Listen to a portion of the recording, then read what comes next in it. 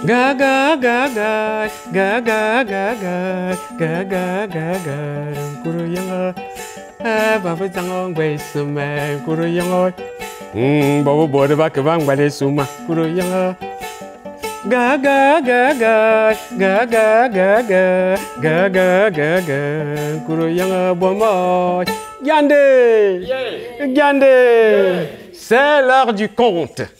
Nous allons compter le monde et que chacun se rassure que son voisin a bel et bien les yeux ouverts, les oreilles ouvertes et le cœur disposé à recevoir le conte.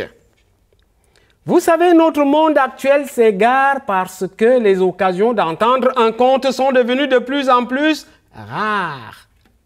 Ainsi parlait mon grand-père avant de commencer son conte.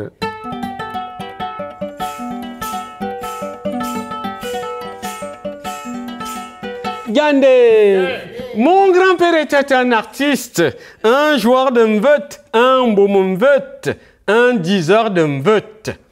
Le mot mveut ne désigne pas seulement cet instrument de musique que je tiens. Ah, non, non, non, non, non, non, non. Le mveut désigne plusieurs choses qui feront l'objet de tout un conte. Parce que l'histoire du mveut est ancienne, elle est longue. Elle est attrayante, elle est riche. Mais même si je ne vous conte pas le mveut aujourd'hui, sachez que le mveut accouche du conte, un peu comme la nuit enfante le jour. Le mveut accouche du conte, un peu comme de la haine jaillit l'amour. Le mveut accouche du conte, un peu comme du silence retentissent les tambours. Le mveut et le conte sont liés. Ah oui! Les deux sont destinés à dévoiler à notre monde ici les choses cachées. Ainsi parlait mon grand-père avant de commencer son conte.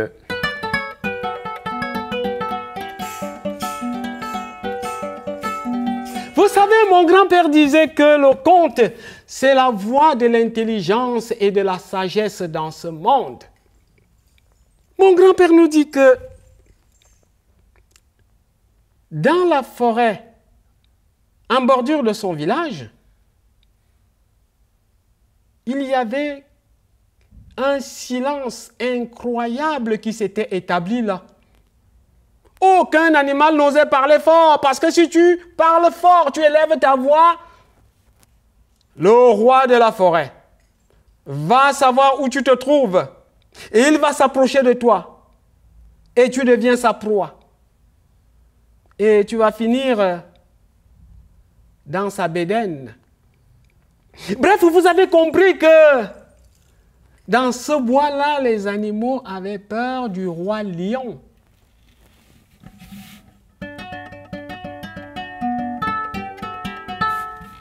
Aucun animal n'osait parler fort. Aucun animal n'osait oser son ton. Aucun animal n'osait même pour faire ses besoins les laisser exposer. Parce que si tu les exposes, le roi lion va humer les odeurs et il va te retrouver tout de suite. La situation était pathétique. Personne ne parlait dans cette forêt-là. Il fallait se cacher, rester silencieux. Mais...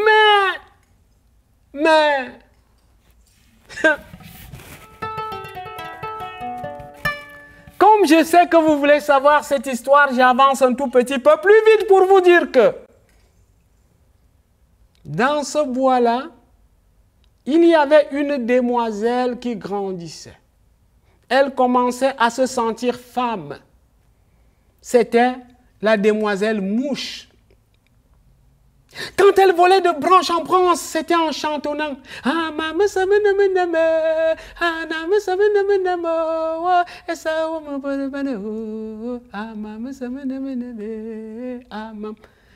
branche en branche, il volait, ses parents de lui dire: ah, quel silence, s'il te plaît, mamizelle, ici dans ce bois-là, on ne lève pas son ton parce qu'il y a le roi qui se repose.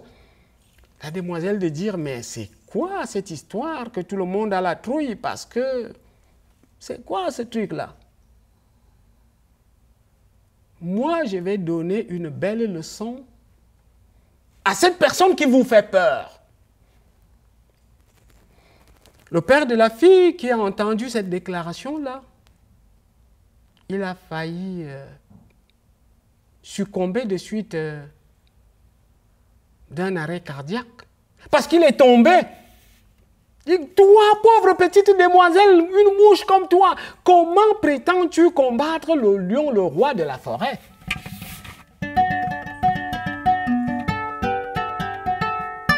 Le père de la demoiselle de se dire, qui es-tu, ma pauvre fille, pour prétendre te dresser contre le roi lion?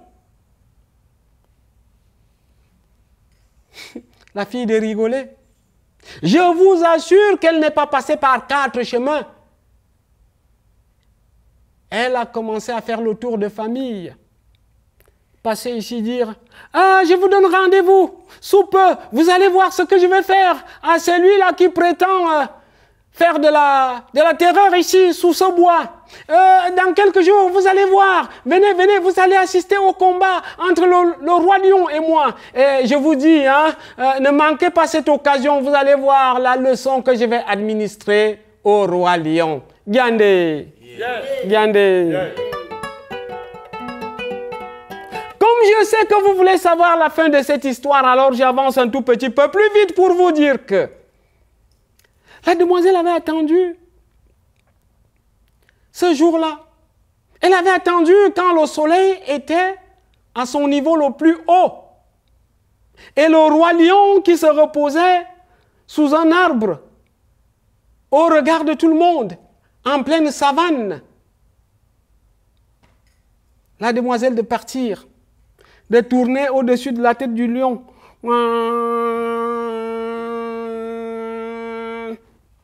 Le lion de bouger d'abord l'oreille.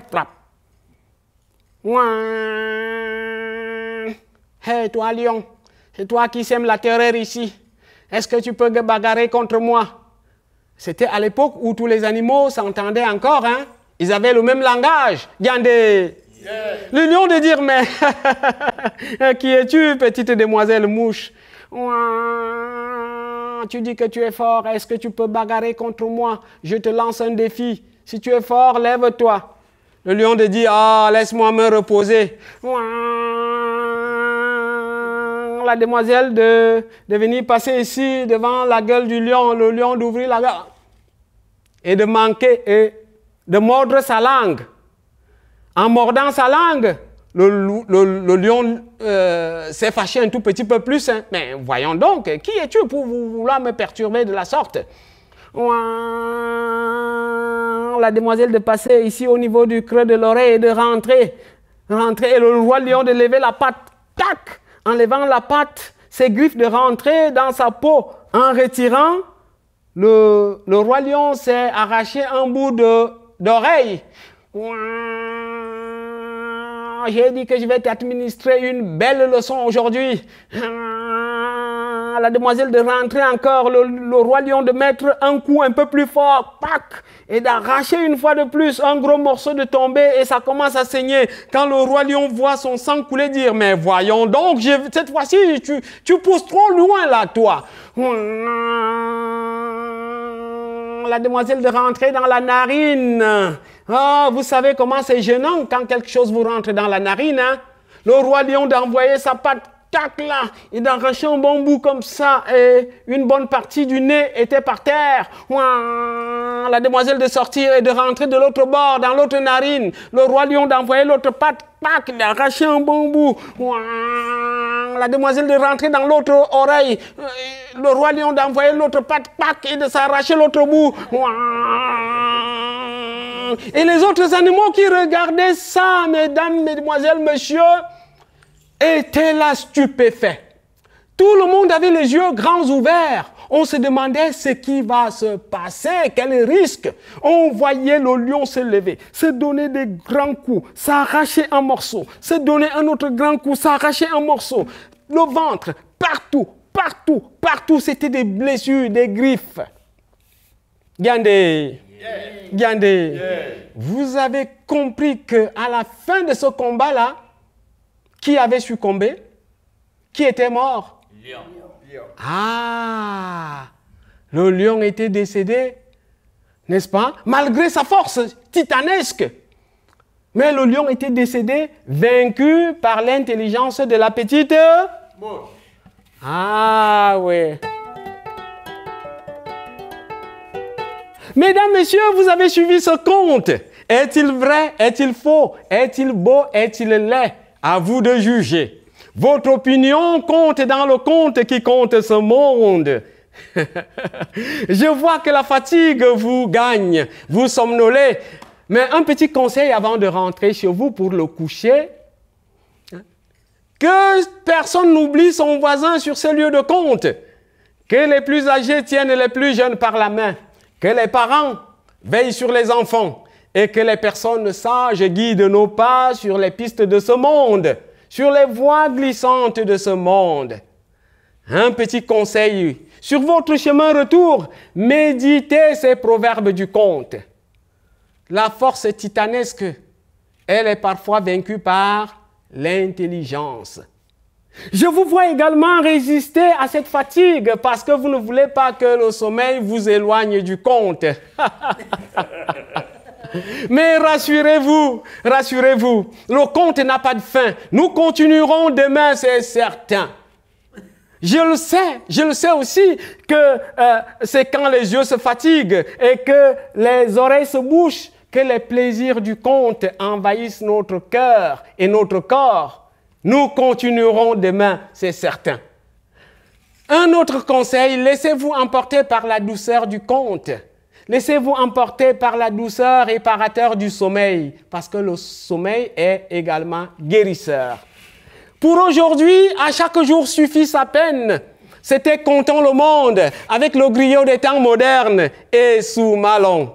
Et c'est sur ces phrases, sur ces mots bien rythmés, que nous allons entonner la chanson de mon grand-père. Toujours la même chanson, mais jamais la même émotion.